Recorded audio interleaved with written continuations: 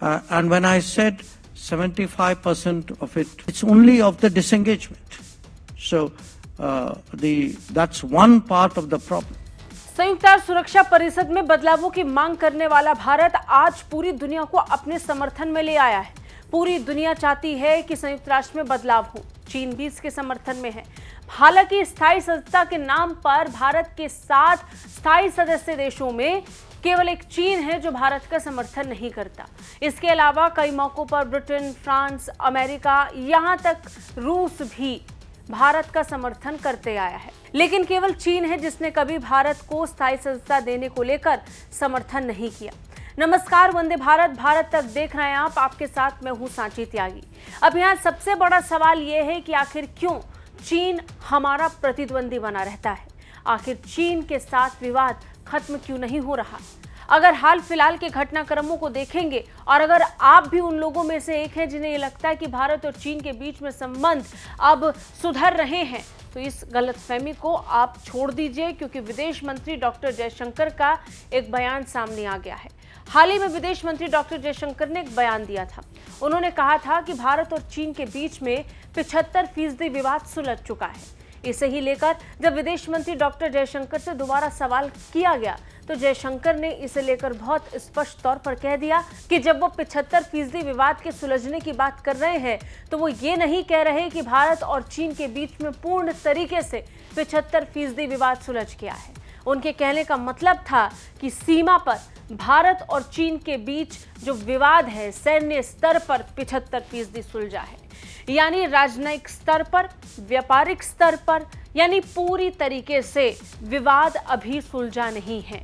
विदेश मंत्री डॉक्टर जयशंकर ने फिर एक बार इस बात को स्वीकारा है कि भारत और चीन के बीच में विवाद अब भी है, तनाव की स्थिति है और दोनों देशों को अभी संबंधों पर बहुत काम करना है। भारत ये लंबे वक्त से कहता आया है कि जब तक सीमा पर विवाद होगा तब तक दोनों देशों के बीच स्थिति स्पष्टता साफ नहीं हो पाएगी।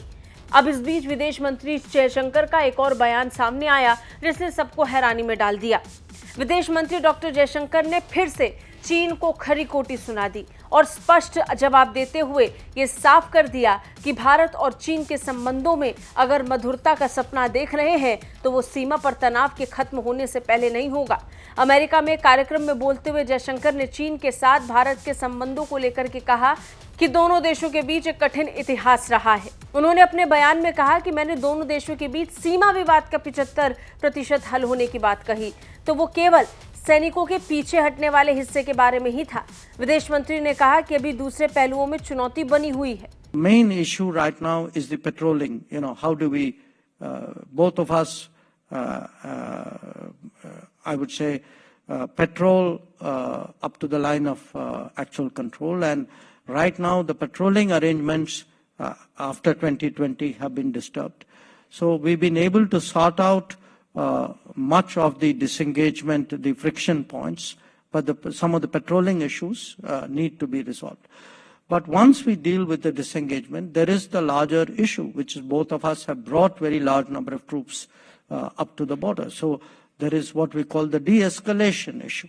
यहाँ ये बात समझना जरूरी है कि जब हम सीमा पर विवाद का जिक्र करते हैं तो केवल लद्दाख नहीं, अरुणाचल प्रदेश भी एक बहुत बड़ा विवाद है जिसे चीन विवाद मानता है। भारत के लिए वो विवाद नहीं है, लेकिन चीन के साथ सीमा पर विवाद LAC पर लगातार पिछले कई सालों में देखने को मिला है।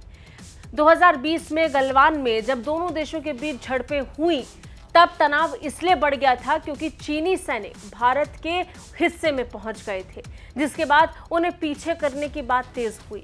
यानी चीनी सैनिक उस जगह पहुंच गए थे जहां दोनों ही सेना को नहीं आना था। ये दोनों देशों के बीच पहले से करार था और दोनों देशों के बीच हुए समझौतों का चीन ने उल्लंघन किया, लिहाजा विवाद बढ़ता गया। ये केवल एक पहलू था, कई और विवाद हैं, कई और विषय हैं और इसके साथ ही मतभेद भी जिन्हें सुलझाना बाकी है, क्योंकि अभी तक दोनों देशों के बीच विवाद पूरी तरह सुलझा नहीं है।